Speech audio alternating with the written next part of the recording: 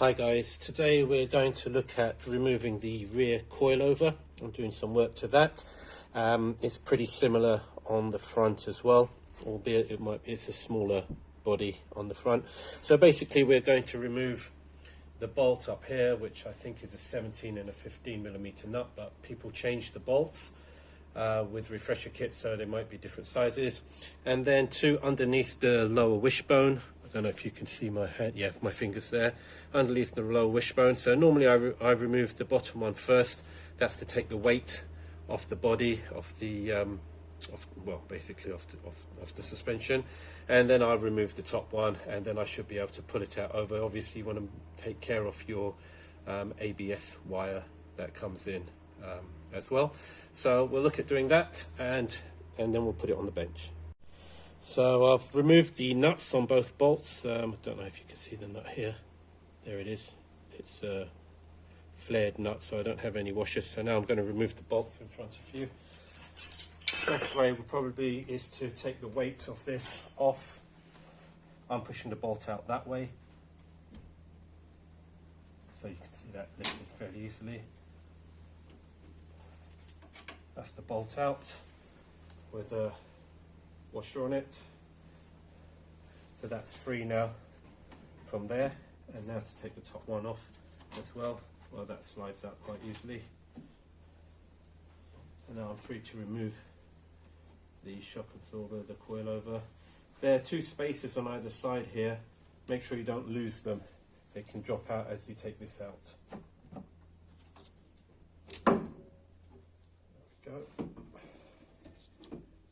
Right, so we've got that out. Now to put it on the bench.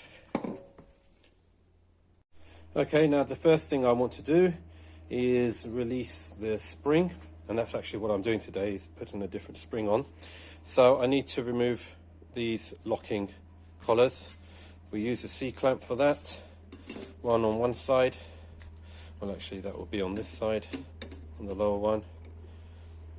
And then I've got another one here to put on the other side, and then I will simply push down on that, and I will break the lock and be able to take the spring out. Okay, so I've broken the lock on there, so I can now put one up onto the bottom, and then I will put the other one to the bottom, and I will put it on the vise, and we'll remove the spring.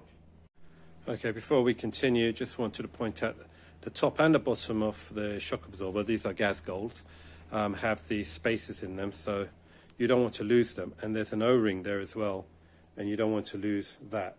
And on these ones, on one side, the aperture is bigger, such as this side, and it's got a fatter O-ring, and on the other side, it has a thinner O-ring. So yes, do be careful that you don't lose these at all. Right, as you can see, I've loosened the retaining, whatever you call these things, to the bottom, and now I'm going to release the spring. So the first thing is on the top, I need to remove the retaining collar, and there is a bump stop here that stops this collar from sliding down. So I'm just going to push the bump stop down. There we go. Then the collar comes out, then the helper spring comes out, and then the spring comes out. Basically, that's that. Now, basically all I'm doing is I am putting in a longer spring, a 1 inch longer spring. I'm working on various things on ride at the moment.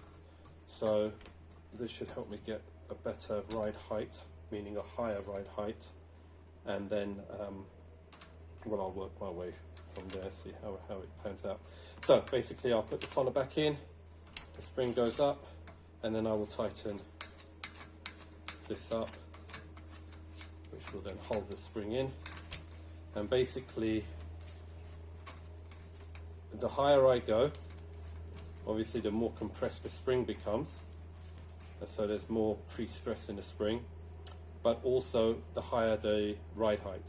The lower I go, the spring becomes less compressed, the lower the ride height, and if you wanted to go really low, you could go, all the way to the bottom, effectively like this, and then you're wondering what do we do here? Well, that's when you use the helper spring put in there to take up that plate. Hope that helps at the moment. Okay, so now we're going to reinstall the spring. The good thing with this Gaz Gold, if I can focus, it tells you which way up the coilover goes, so you know not to put it that way round. It's that way round, and I run my adjuster facing backwards, so I find that easier for me to adjust it while it's on the car. So we put it in the reverse of how we took it out. Put it in there. Be careful of your ABS wire. Make sure those two spaces fit in the bottom wishbone, and then basically that fits in the top.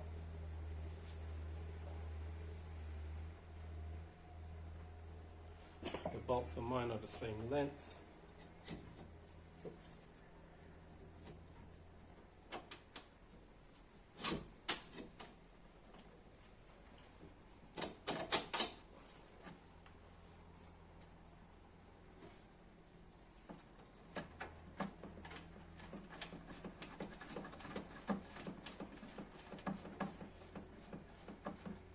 Not tighten them just yet.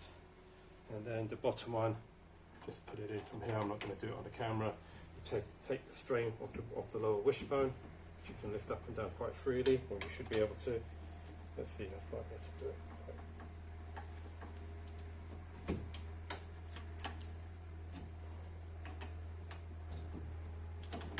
There you are, that's in. Put the nut in on the other side and then torque it up correctly. Hope that helps.